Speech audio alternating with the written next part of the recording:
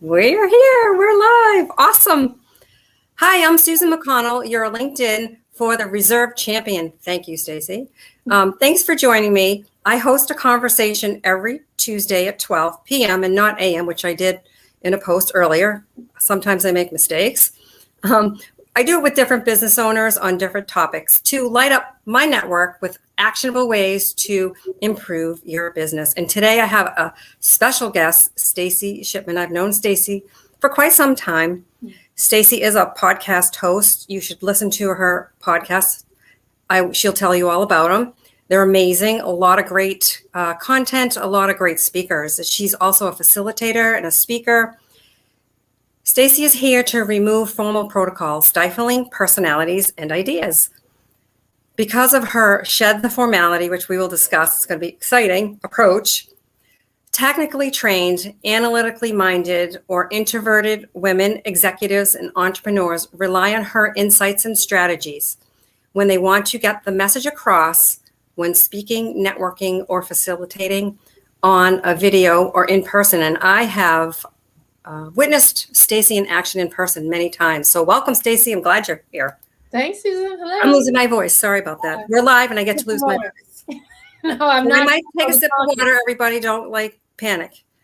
Good to be here. Yeah, it's awesome. I mean, you have such an incredible way of getting people to what you call shed the formality. I mean, I was on your podcast and you brought things out in me that I didn't even know were in there, and I didn't know how you did it. And it's incredible. We were talking earlier, and we're like, how are we going to start? And then this just came to me, but it's the truth. And I've listened to you interview several other people, and I'm sure they all felt the same way. You definitely have a gift. I really, really appreciate that. No, I appreciate it because it's amazing what you can pull out when whether you're on a panel or having one of your own networking events, which I hope we go back to in-person ones at some point. So my question, what does it mean to shed the formality and why is that important? Let me start with how I define a formality. And it really is about beliefs and behaviors that, as you mentioned in the introduction, stifle us. They stifle our personality, our ability to bring all of who we are to an interaction or the ideas that we have and being able to get our message across in the only way we know how.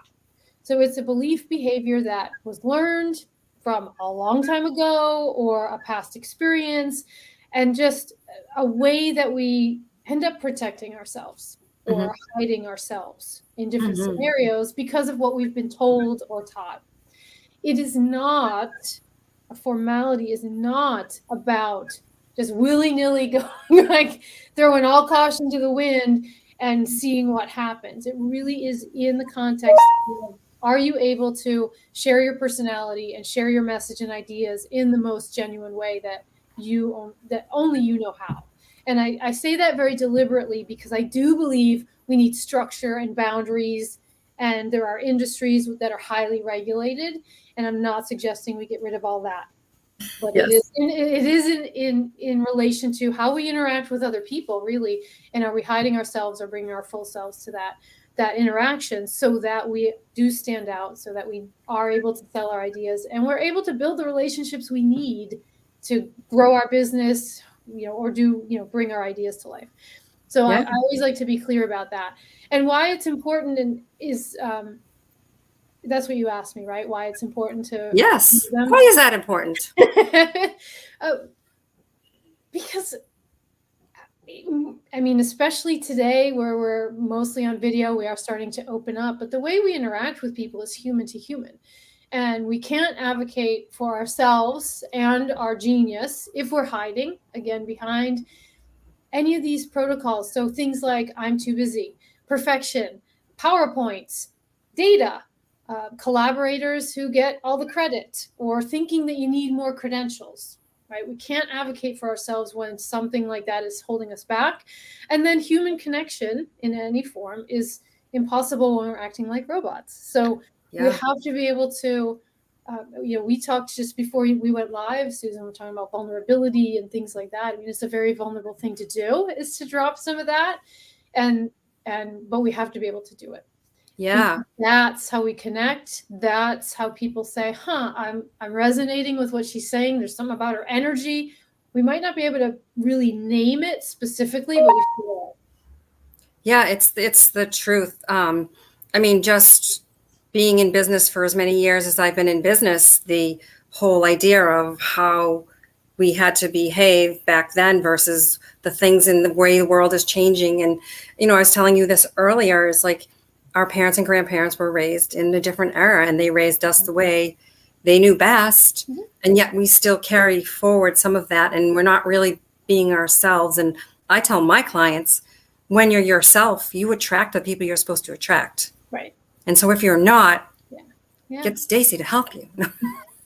Well, it's funny you say that, because growing up, one of the beliefs I heard was nobody needs to know your business, right. Which is fine when you're younger. It's kind of harmless. But as you get older and you do have to put yourself out there in job interviews or starting a business, I often joke, it's like, I had this belief, and I'd go networking and give someone a business card and it said, Stacey Shipman, my business is none of your business. But I mean, not really, but it holds you back.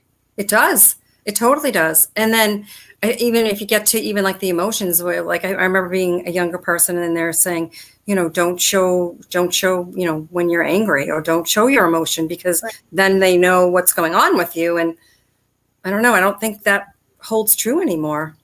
I don't know. I just read something actually on LinkedIn specifically about women and emotions and, in business, and how if you show too much emotion as a woman, you will still get, you're not seen as credible.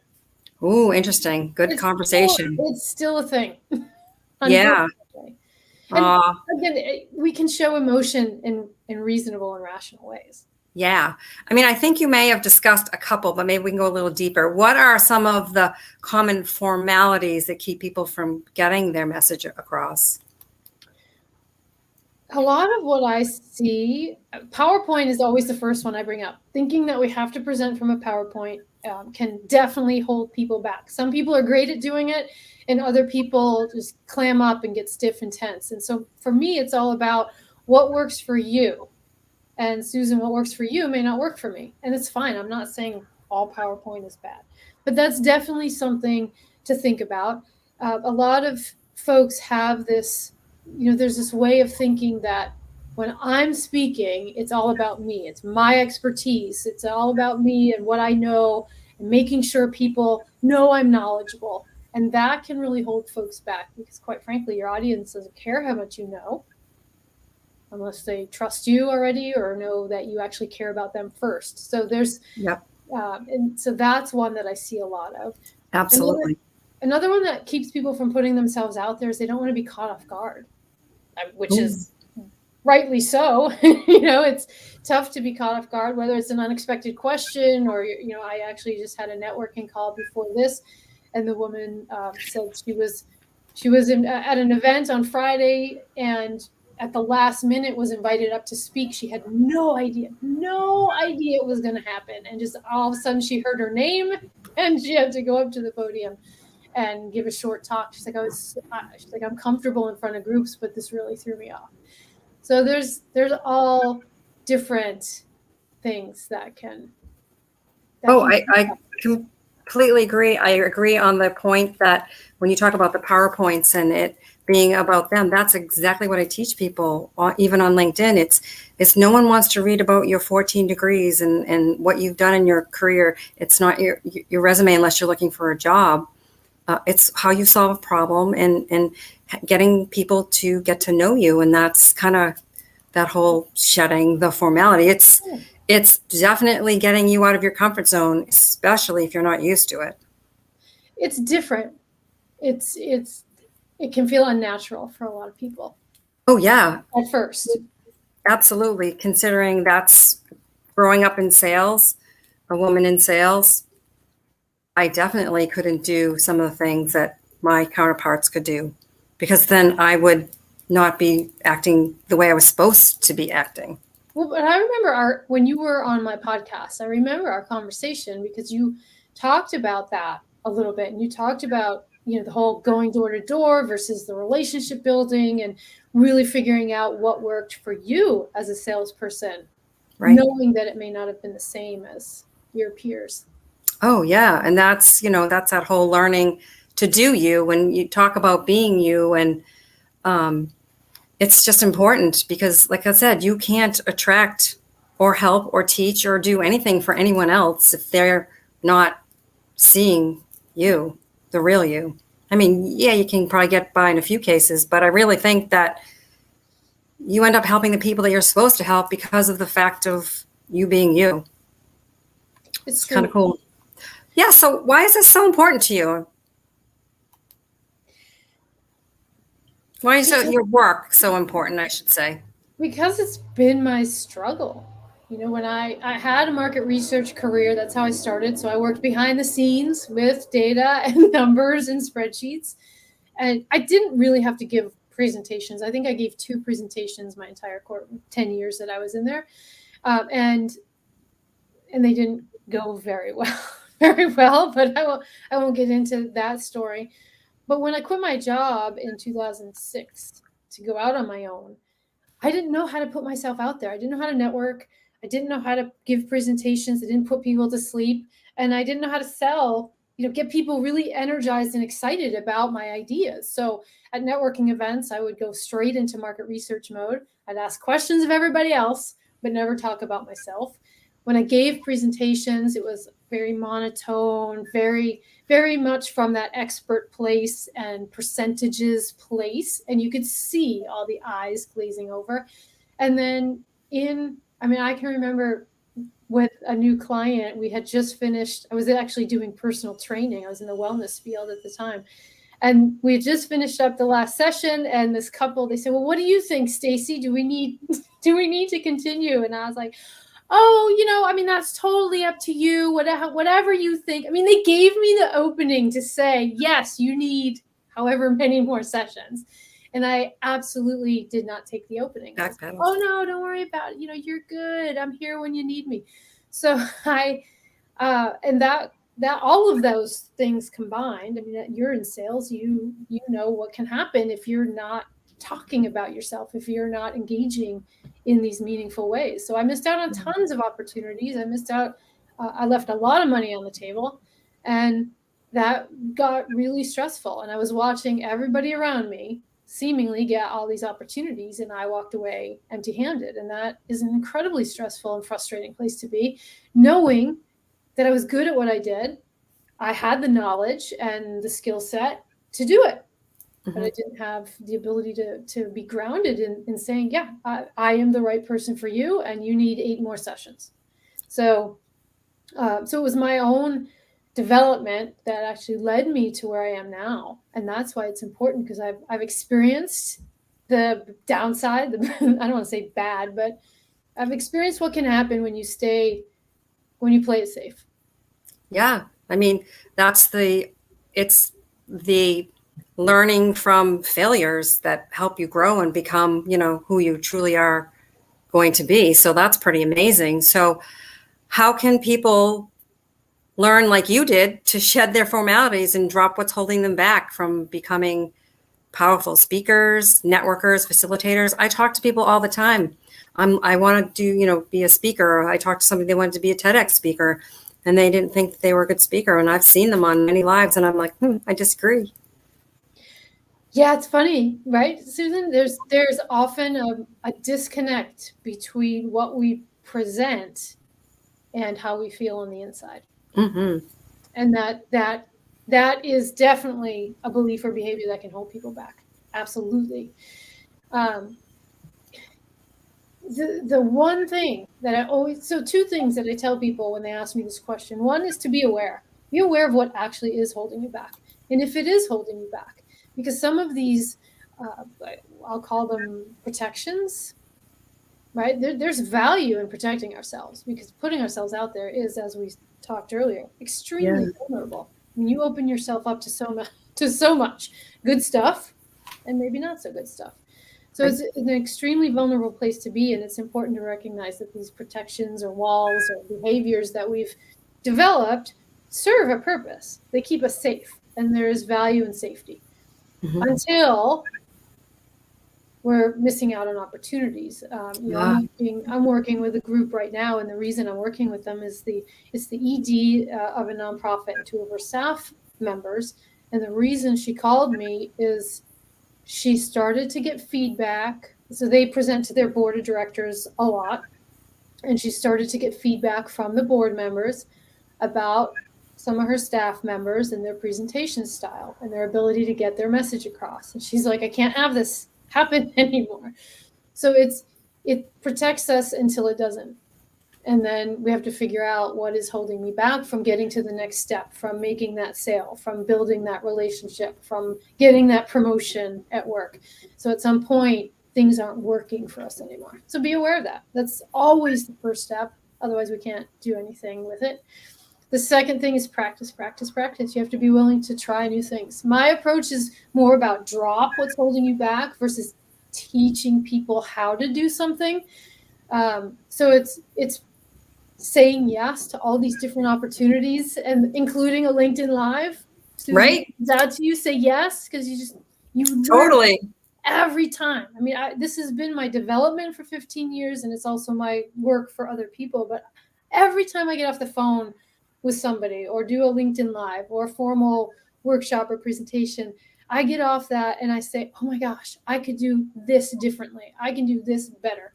It's a constant learning and evolution to not only step into who you are, but then have the impact you want on other people with your words and your message. So you have to be willing to do the work, and you have to have the right support. I am a big believer and tell people you could teach tools and skills all day long.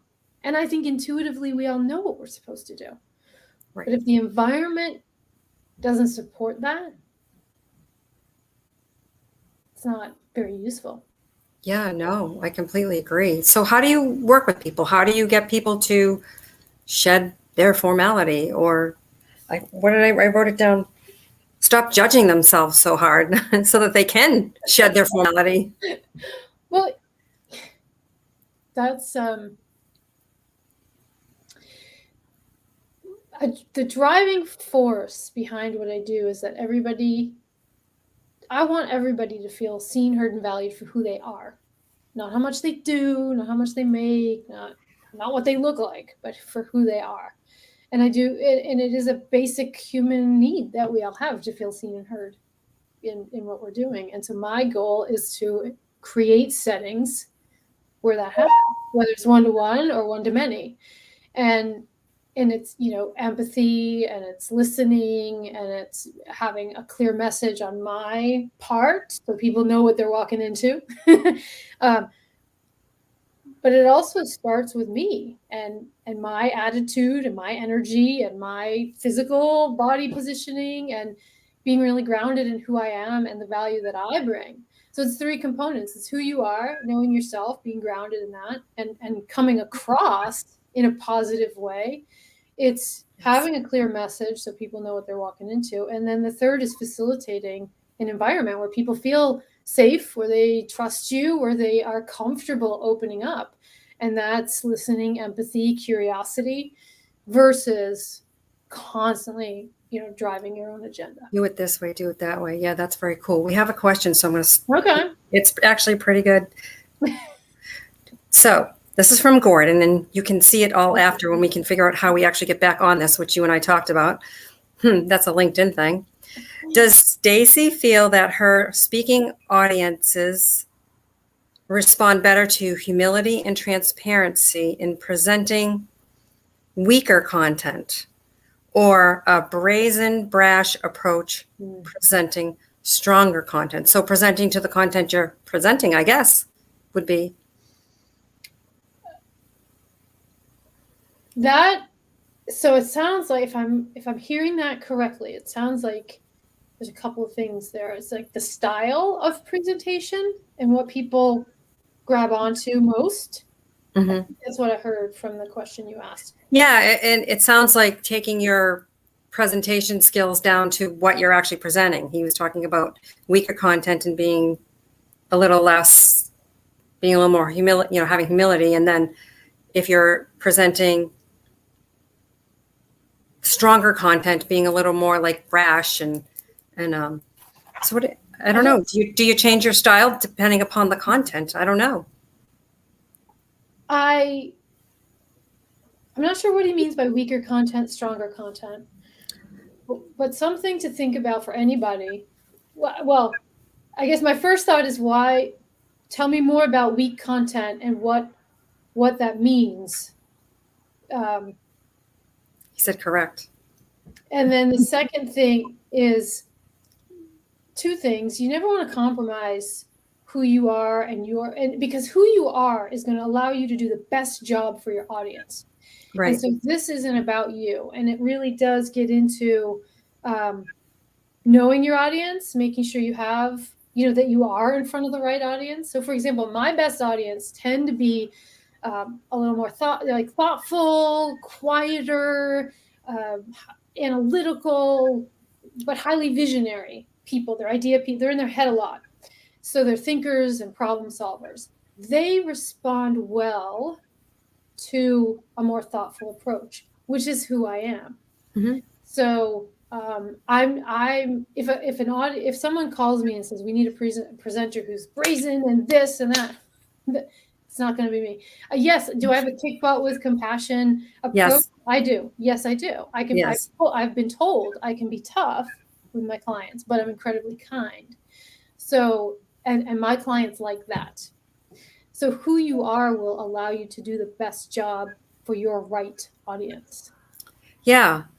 Yeah. I mean, he said less compelling, meaningful material, which you talked about. Like if it's, meaningful type of content, it's a good style for you. So maybe, I mean, I don't know. I think it's harder to adapt your style to your content than it is to, I think that'd be hard to do, to be honest.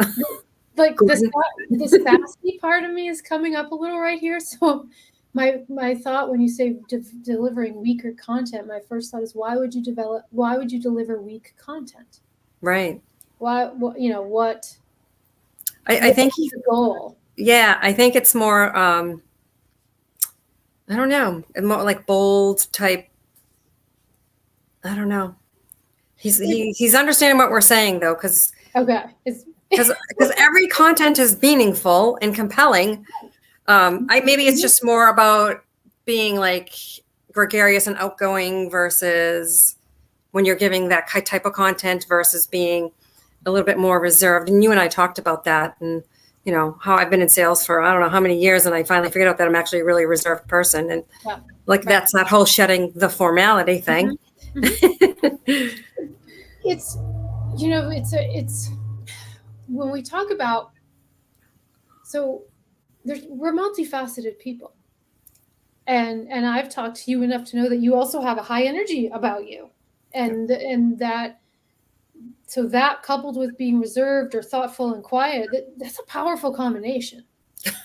Sometimes. Really, it is. Thank you. And so it's about recognizing what the environment needs. So it's adapting, of course, to meet the needs of your audience without compromising who you are, which basically means don't if you don't. I think it's more about the content, or no, I think it's more about the audience that you're presenting to than whether it's, weaker content. He's actually talking about like content that's like not supported by like good data and things like that. But like I said, I think it's who you're presenting to that the content becomes weaker or stronger. Yes. And and that's why when I work with people, I always start with, what are you trying to say? You have to start with what are you trying to say? And that leads into like, why is it important to you? Why is it important to your audience? What do you want them to think, feel, or do as a result of having gathered with you, whether it's online or in person? Yeah. And I tell people, and I did this the other day with a group, I said, you're showing me a PowerPoint that's full of bullet points and all you're doing is talking to the bullet points. So why are you even wasting people's time? Right. They can just read it together. Just send them the PowerPoint. So Right. what are you going to give them in that moment that makes their time worthwhile? And that, so it's about figuring out, that's where digging deep into who you are makes sense, because, I've often told people, look, you're not going to get a PowerPoint training from me ever. And if that's what you want, I'm not the right person for you. But what Right. you are going to get is an experience, a setting that allows you to practice. So let's figure out what your message is and get you saying it. And then let's work it backwards that way. What's working, That's what's awesome. not working.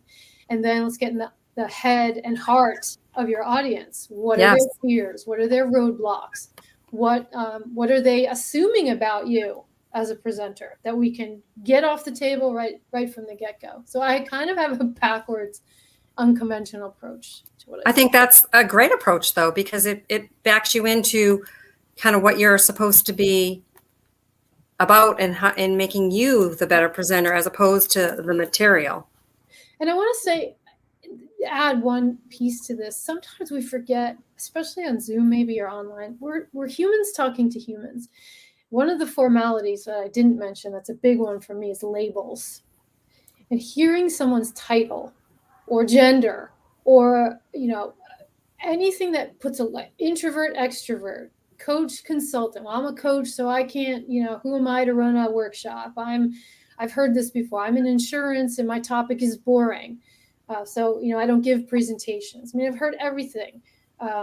Working with a group of women right now who have to present to a board of men who are CFOs, and it makes them nervous. So when we hear a title or a label, we tend to think that then we have to present in a different way. But the reality is, underneath the title and the label is a human being. Oh God, you're so correct. I can remember going to appointments where I was meeting the CEO and, someone who had an incredible, successful career, and you just walk into the room and you're like, he's not going to want to talk to me. He's not going to want to meet with me. And most lovely person in the entire world, if you can get past some of that. So that is so true. Good stuff. My experience, because I was the person in the audience with the furrowed brow who would sit with my arms crossed and just stare at you. So I kind of remember that. I am sometimes still the intimidating looking audience member. But the reality is, so two things about that. One is, I'm always, I like to make sense of things. So my brain is working as people talk. So that's a thinking, mode for me. I'm in deep thought. Right. And there was a time when I would be looking for, you just made a mistake, or that's not true. But I don't do that anymore. That's the Toastmaster background. But the point is, we tend to make assumptions too about our audience and what they're thinking and feeling in that moment. And the reality is, unless they tell us, we don't know. Right. And sometimes those people who are looking at you and make you the most nervous feeling are the ones who have grabbed on to what you're saying the most. You're so right. It's so true.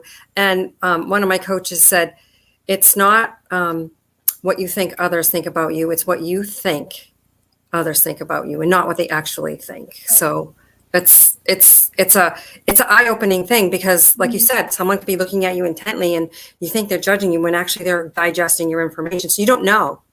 So you can't, those are things you probably work on in some of your sessions, which is great. Yeah, so this has been great. So how can people, I put your email in the chat for anybody that wants to reach out to Stacey. I'm sure she'd be happy to chat with anybody who would love some help. And how else can anybody reach out to you? Well, email's great. LinkedIn is great. And my website is engagetheroom.com.